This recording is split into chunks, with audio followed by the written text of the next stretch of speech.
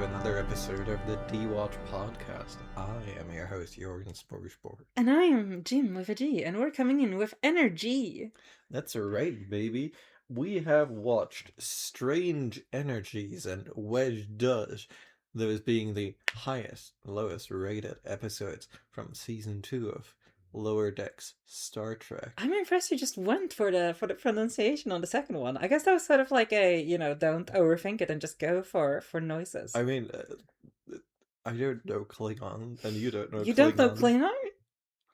Nobody knows Klingon. I think some people unfortunately do know Klingon. It's pretty funny.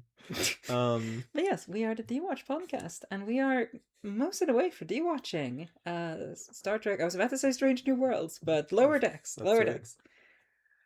And to start us off, Jim, wouldn't you like to guess which of these episodes is higher and lower rated? I would love to, Jorgen. By which I mean, I actually find this one quite hard. The previous seasons have been pretty easy, I want to say, even the fucking curveball of season 5. Short, very, very, very short summary. We have the. I believe I happened to spot that Strange Energies is episode 1 of the season. I did tell you that. Yes. Yeah. So using my superior deduction abilities, I figured out it was the first episode of this season, and it's roughly about Ransom becoming temporarily a god, and Marin and her mom figuring out not to work together, and Tandy and Rutherford having a spat, I think is the best word to describe it. I guess this is a weird time to give you this information, but at some point in the previous season, Rutherford gets his brain reset. I figured there was something like that going on, yes. Again, using my superior deduction abilities when they repeatedly mentioned something to that effect. Yeah. And then we have Wesh. I can't settle on a way to say it. That doesn't make me laugh a little bit. And I worry about that impulse. Which is about essentially them doing what about lower decks in other spacefaring races? Yeah, it's sort of a side by side of Klingon, Vulcan, and Starfleet. Yeah, and then technically there's cutaway jokes to Pakled and Borg. Pakled, that's what it's called. Pakled are actually an original introduction by Lower Decks. I figured they didn't seem like they seemed very stupid. Yeah, that's fair. That's pretty much the joke they're going for. I think they abandoned them at some point. No, it's just like no more Pakleds for you. Rip. I mean, I haven't seen them before during our D-Watch. Yeah, so... no, they're but no, I will say I found Strange Energies quite anemic. It also felt extremely dependent on the thing that cartoons inevitably end up doing, and comedies inevitably end up doing, where they're it's just flanderization, right? I think is the sort of vibe of the episode.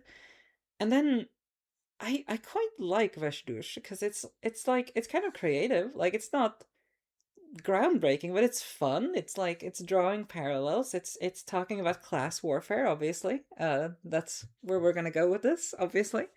So I'm feeling Veshdush as the highest rated, and Strange Energies as the lowest rated. I'm a bit surprised given it's the first one of the season. Interesting. Am I right though? You're correct. Nice! Streak continues! Fuck yeah. Yeah, no, I mean you had I think your first actual interesting choice on this one, because everything else so far has been homage versus not homage. That's a good point. It's been stacking the deck a bit. So in that sense, Wedge Judge has been the first episode to make it to highest rated on its own strengths. That's a bit of a scorching review, but you are not wrong, unfortunately. Yep. But yeah, let's do a quick recap. We have in the first episode, as mentioned, 3 plots. We have Ransom becoming a god briefly, and Mariner and her mom having the relationship spat, and Rutherford and Tandy having the relationship spat. And I think we can go into that just a little bit more, just on the basis that it's not that fucking complicated. Because Mariner like Mariner and her mom are essentially being like, I want to be the cool mom, and I like having the privileges of Yeah, having the cool mom who is the captain of the ship I'm on. But, it's not a spiritually satisfying no, not at arrangement, all. let's say, for either of them. They're both getting annoyed at each other. Um, and obviously, like, Ransom as God in the background, completely like, as in the best exotic nanite hotel, like it's just the functional plot, Yeah. right? It's not a real thing. And Rutherford and Tandy are completely disassociated here. Hmm. Um, and what it comes down to is Rutherford going on a date with someone and Tandy being like, I don't want you to go on that I have date. very strong feelings about you going on this date, and I'm going to sublimate them into reckoning you're sick or something. Yeah, making Um, making up like you are dating my high school bully, so I diagnose you with frontotemporal dementia. yeah, no, like I don't even know what's wrong with the girl he's dating. Like I think it's just fine. Yeah, But I I guess she's just not science enough.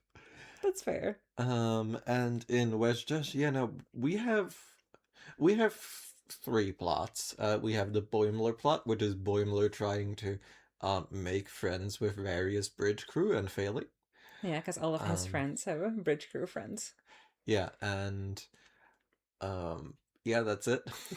Yeah, then we have the Klingon one, who is we get their own side of the banter where they're like, I'm gonna kill you for being a Yeah, bad Klingon, back and forth, and then like, I'm gonna become the new first officer because I think the first officer is gonna get murdered by the captain, and then he gets murdered by the captain, and I'm like, sick. I was nearby. I'm gonna impress the captain. yep. And then of course Klingons being Klingons, the Klingon captain is like, I'm gonna do a weird plot Yeah, yeah. Well, he's scheming, scheming. Yeah, which is both something the Klingons do all the time and something the Klingons morally abhor. yeah. Um, It's, and in the end, he kills the captain and becomes the new captain. and goes back to And he's like, "All right, we're done with this. We're gonna leave." And finally, we have, I think, yeah, no, we have Tulin becoming a yeah, yeah. character. I assume this is the first we see of her because I she's think like, so. Maybe she's had like one or two like very minor cameos to set this up. But yeah, no, she has an arc of like having the Vulcan equivalent of a complete fucking crash out. We're just going like, hey, I made something that I was interested in, and someone else going like, you're off the fucking chain. Get back in line. You're being so crazy you're right fucking now. losing it, my dude. What the hell is going on with you? Which is just like good comedy. Like that joke like does not like get I weaker. I thought that was so strange because I was like, I think the second time they did it, I was like, I can see this getting old, and then it kept going, and I was like, it's remarkably continuous working. Like, there's the final scene where the captain is like, "We're gonna reassign you to a Federation ship," and she's like, "I disagree," and the captain goes, "This sort of tantrum is why you're getting reassigned." And I'm not putting sauce on that. That's just what happens. Yeah, no, It's really good. yeah. And those are our three And we plots. should mention that this, these three do actually come together, which has been a running Yeah. discussion in Lower Decks, in a big battle where the Klingons try to kill the Federation ship, the Cerritos, and the Vulcans come in and stop them.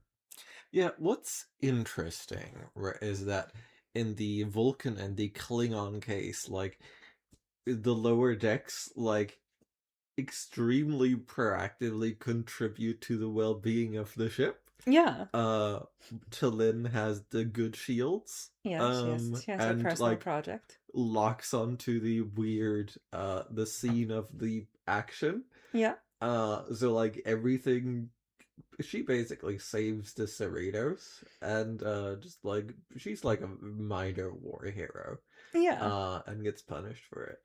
And the I don't think I don't remember the Klingon officer's name at least. No, I got nothing on that one. Um, he is like He stops his boss from doing treason. Yeah, he does the good mutiny, which is Yeah. I think is a sci-fi staple, is to have a good mutiny. Yeah, and he's like, yeah, no, we probably shouldn't break our alliance. This is evil, and he's like kills someone over it, and like it's good. I think it's also like, I think it's notable that, like, you know, there's the final sort of scene when Boimler, having failed, we should get back onto the Boimler plot in a second, but Boimler having failed to make what they call a bridge buddy, aka like a high-ranking officer, as a friend, gets approached by someone sort of below him in the hierarchy, and he says like, oh, you know, like, yeah, the bridge crew gets all the fame, but like we down here in the lower decks are the one who keeps things running.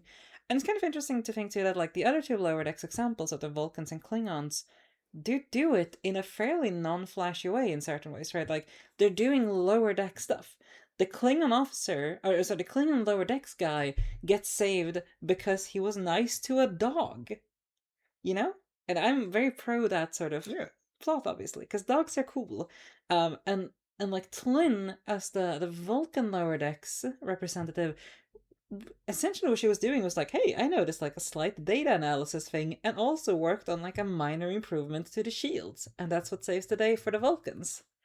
So I think it's kind of neat in a way that like they're doing the sort of like, yeah, like the actual actions that save the day are the sort of like maintenance crews. Yeah, but that's not true with Starfleet. Of course not. They just like get into trouble, and then the other lower decks plots bail them out. Yeah. Like Boimler accomplishes nothing. No, and if anything, I would say he gets slightly more ostracized in the middle of it, which we should get on to, because Boimler tries to flirt his way into the other, his free friends doing their own sort of like bridge crew stuff, and then he meets Ransom, who's from Hawaii, and his two friends, one of which is an alien, who's also from Hawaii, and he's like, I'm from Hawaii. Which is where we get the I will continue to shout out good lines in lower decks where someone asks him like, oh, I thought you were from a vineyard, pineapple or coffee, and he goes, both, and they go, that's so tropical. Yeah, it's very fun. And then of course they find out none of them are from Hawaii, but 3 of them are from moons. So now, and Boimler is not from a moon. So he gets ostracized. He's from the moon of San Francisco, Modesto? I don't know. That probably rings a bell if we have any Americans are out there. If we have any Americans from around San Francisco. Well, I kind of get it, because I'm from, like, a moon of Stockholm in many ways. We can't do this on mic. But yeah, that's I don't know, like, there's... I don't know if there's much deeper meaning to like Verjdouche, but it does strike me as this kind of like one of those episodes that just sort of like does the thing the entire show is about, right? And like in a very core way. And like I think even season 2 of certain shows, they've begun to stray from like the point of their own show. So it's kind of nice seeing it be like, yeah, no, like, because I was thinking about this recently, about the fact that in the later episodes they're just like straight up officers, right? Like they're fairly high ranking officers, at least like to my vibe. So it's kind of nice to like see this, which is at the end of season 2, like not the finale, but like a couple of episodes before the finale of season 2 or something like that. Right. But like they're still very much like, no, we know what we're about. We're about like the little fellas who are like running around in the background getting occasionally blasted by a random space beam to show that the enemy is serious. It's nice. It works. Yeah. And like, yeah, it's sort of like, it's a little bit of a class narrative. Exactly. I told you it's about class war. And which is interesting. Like these are 2 like more like thematically coherent episodes, right? Because all of them are like about like, hey, episode 1, what if you were open with your feelings to the people in your life? That would probably help. Well, okay, let's visit that plot for a second.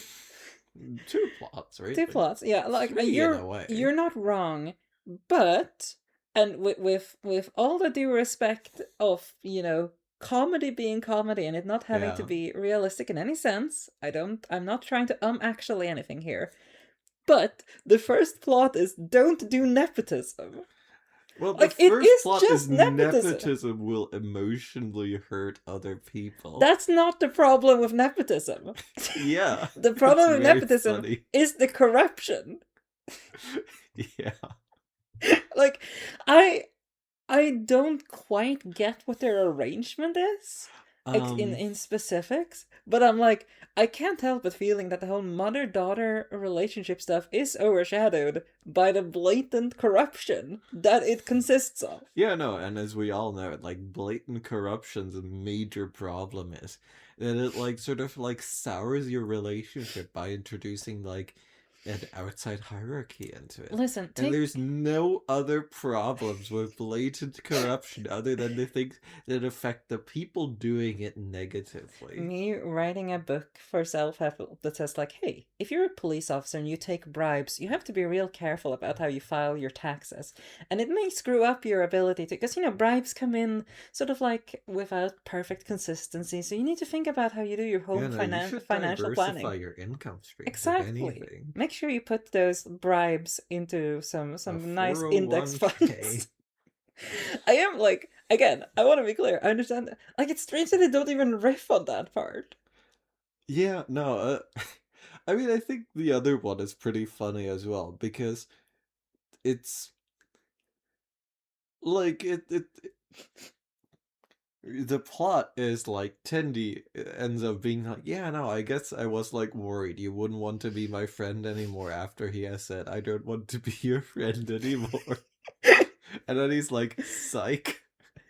When like in actual fact, like the thing that the show is doing and does not resolve by the end, which we have seen, is that both of these people are like nerd into each other. Yeah. Like these people are like romantically drawn to each other. As someone who's seen seen and read plenty of romance in one's life, like the point where you go, one character hears that the other person is dating someone and gets really, really upset and starts a scheme to stop that is, to be clear, 3 scenes away from a love confession. Yeah.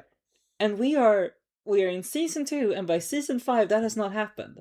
Like, there isn't this is past like plausible deniability. Yeah, no, they just like keep running plots like this. That's what shocks me. This is, I don't know, this has like fan fiction that is monetizing its like the people coming back to be like, is it done yet? We didn't do this one, but there is an episode where they have to pretend to be a couple, like in season 5. Oh my god. And they like still don't like get over the line. It feels like they're doing a subversion. What are they subverting? I don't know. That people who are shit at talking will eventually get together. I guess that's a fair subversion, sort of. Like, but it's a very long con. Because usually, like, if you want to build up something like this, you go a bit more subtle, and then like, again, I really want to emphasize the plot that happens in this episode is part of the final ramp up. Yeah. Right. Like, this is where in a conventional story like this is where they go like, oh, I thought, she was going to take you away from me. And then he goes like, oh, well, you're the one I was really interested in. And there you have it. Like, that's... Except that he was mind reset, because I'm pretty sure they also do this stuff in season 1. But then there's an excuse. Then, like, I can get the mind reset, resetting the relationship progress. But it's kind of remarkable. Because you've blown the, like, where is this leading? When you go like, I'm gonna medical venom you because you're trying to date someone. Good job sneaking in medical venom. Thank you. Again, also, another very strong line. I think Lower Decks consistently has at least one really good line. Yeah. But yeah, no, this is just sort of like what Tendi and Rutherford are doing, and they never like move on from that. This is the thing that strikes me, because I'm not even sure I'm criticizing here. Like, I don't know if I can, like, Yeah. explain why it's bad or It's if it's just bad. observing something very odd. It feels like being in a Mexican standoff, but the Mexican standoff is 75% of the movie and then no one fires a gun. Well, Like, it's bizarre. yeah. I don't have a comparison for this. I mean, it's interesting because like most will they won't they TV shows are just like on a very long track to like getting to will they or getting cancelled. Which I guess Lower Decks just got cancelled first. Yeah, but 5 seasons. Yeah.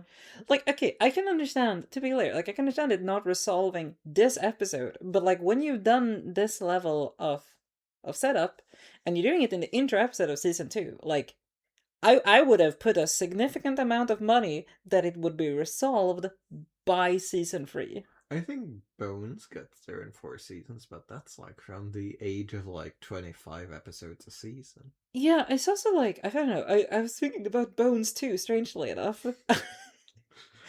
Which I think is a worrying connection I between don't the I two of don't know us. how fast Castle gets there. The mentalist gets there like only like very late. I can't follow you on this one. I'm sorry. Um I only have bones. I sorry, I have like a semi I not very encyclopedic, but I know like a lot of cop shows. No, I know. Um and they used to have a lot of this.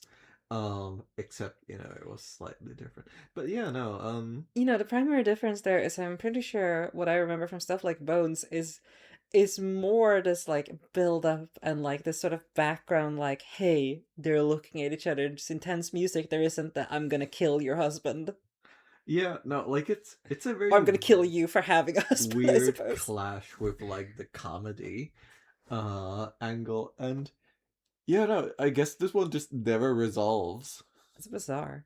I don't have anything else more to say on it. It's like I think the strange thing the last thing I can point to is just like this is why we do D-watches. Mm, You know? Because like we've obviously picked up on this tension previously, but then knowing that like this is maybe not where it starts, but like really early, and I'm like, yeah. huh, okay, that's not how I thought this would go. And we're back. So it was a brief little, hopefully very subtle cut as we briefly went to inspect the archive of our own relationship amounts written. Yeah, I And I I wasn't on board with this, to be clear. oh no, I made an executive decision. You sure did. And you found something bad in the meantime, but we'll skip Well, that. yeah, it's boring. Um, So Rutherford and Tandy is only number 2 on. yeah, There's about 150 fics on AO3 on it. yeah. So, And the number one is Boimler Mariner fic. which is like 2 to 3 times as many. Yeah, So it's fun seeing you discover like fandom tendencies in real time, Jorgen, because this doesn't strike me as surprising at all. huh. Because like here's the thing, Boimler and Mariner are clearly very good friends, and I have yet to see any romantic tension between them.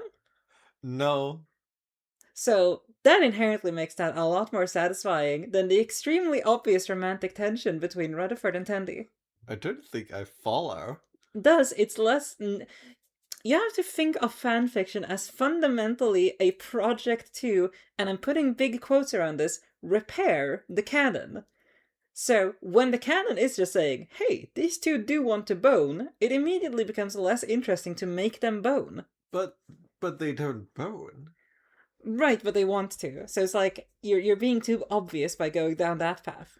So people are like picking up what the show is putting down, going like, "You're putting a lot of this down. I'm going to go elsewhere." Yeah, you have to, like, if they, like, let me put it like this. If those two were of the same gender, you would have triple the amount of fanfics of them, because then it doesn't feel as obvious in that sense.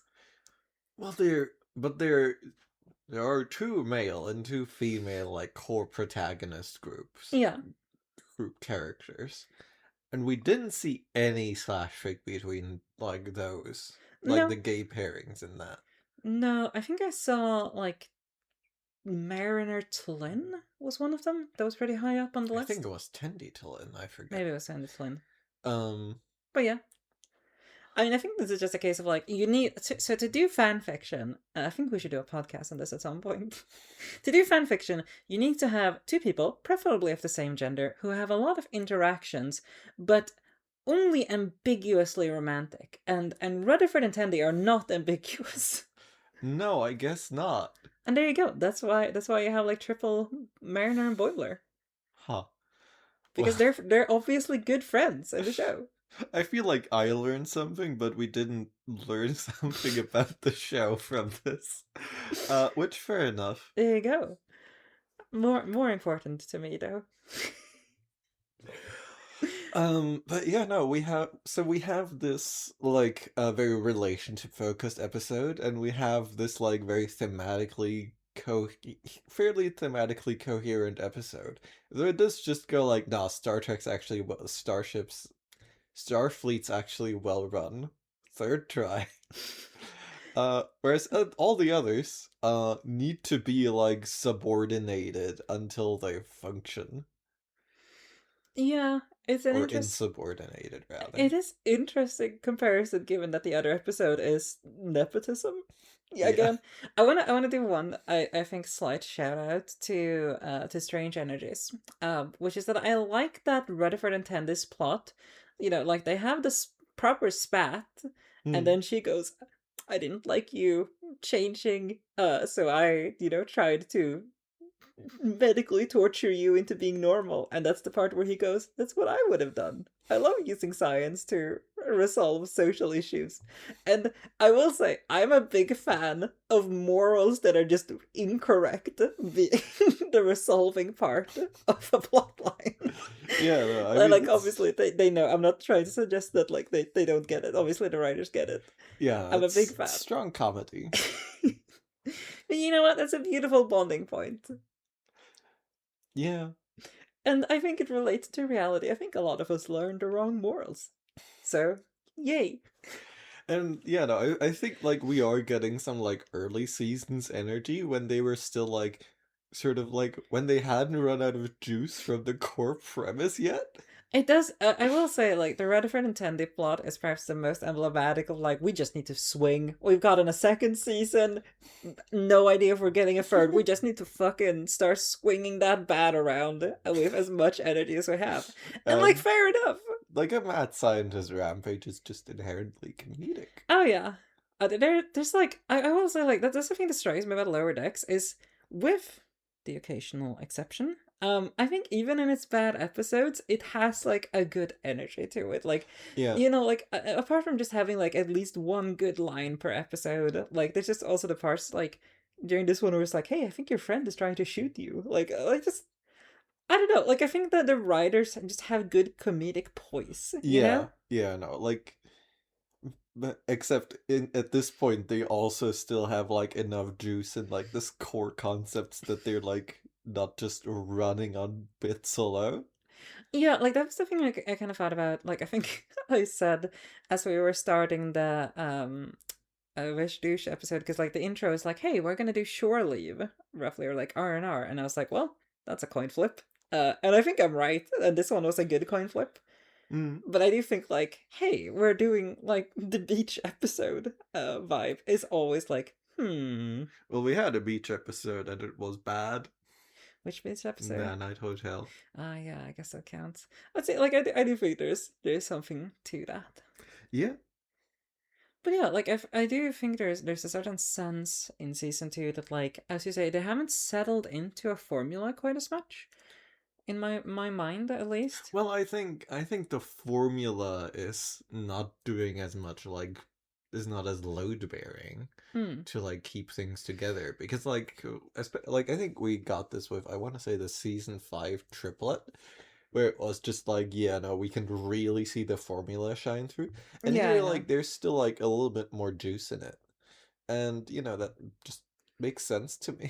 I think there's a certain sensation of like long running shows end up in situations where they either have to sort of retread the same ground, Yeah. or they have to be like, "We can't retread the same ground. Let's do let's throw the ball as far as we can." And the Yeah. latter also doesn't produce great episodes because it's clear that they were like, well, come up with like the wackiest premise first and then get to work on making it Yeah. make sense. But yeah, no, like this, I reckon this is a fairly strong. Oh, we didn't yes no. Let's do it now. I want to Oh, yes this season. yeah, I'd say so as well. I was like, I when we were doing Strange Energies, I was like, I'm not really into this episode. Um, but I didn't think it was horrific. I was already leaning towards it being the worst of the two, but like, because it was the one we watched first. But it wasn't like, ooh, this is a disaster Mm, if it ends up being the best episode. Because I could see someone pulling good morals out of it, such as don't do nepotism. Listen, there's a very politically powerful portion of society that doesn't really get that. So, I maybe they need this show. well, I do think some of those people do watch Star Trek.